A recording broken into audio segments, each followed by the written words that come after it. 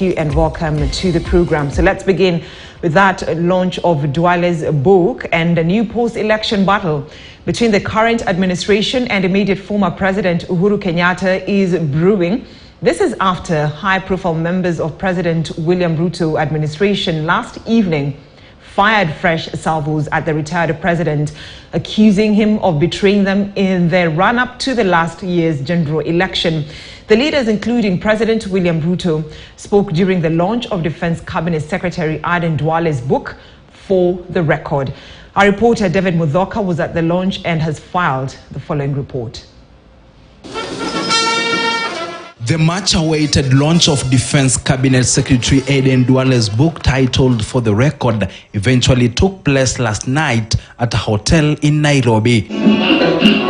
Several Kenya Kwanza leaders, led by President William Ruto, attended the launch of the book that is the first to be authored by a top-ranking member of the current administration. The 371-page autobiography by Duale, who until his appointment into the cabinet served as a member of parliament for 3 terms and as a National Assembly majority leader for 8 years, is an inside story of power politics, lawmaking, and leadership intrigues of the past 18 years.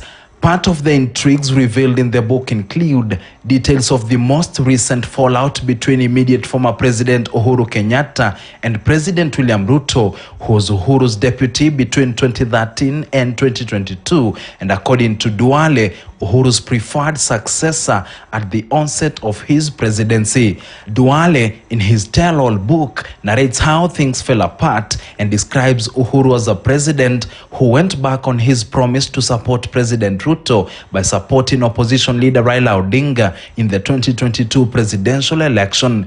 During the book's launch, Duale insisted that Uhuru hung his deputy of 10 years and his allies out to dry. For the record, it has been in the works for about 3 years.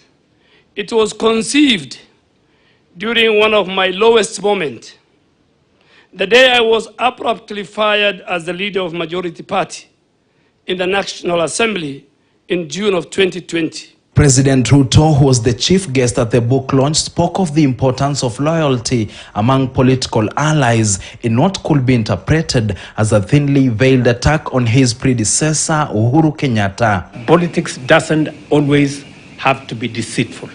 It doesn't always have to be about betrayal. It doesn't always have to be brutal. Politics can be what Aden Duale and myself are today. The head of state fired another snide attack at his former boss when heaping praise on CS Duale as an embodiment of true friendship, loyalty, and leadership. When it mattered, when it counted, you could count on Aden Duale. And that has also inspired me to be loyal to my friends.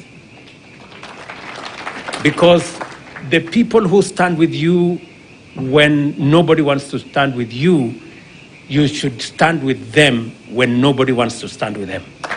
Other government-allied leaders at the launch also aimed attack at the retired president's direction as they spoke of the prices they had to pay for associating with the then-deputy president, William Ruto. The world has no place for betrayers. I have no doubt in my mind that the painful moments we went together were to prepare us to happier and greater moments. These attacks point at the deepening row between the current regime and the former regime, with former President Uhuru Kenyatta at the center of it.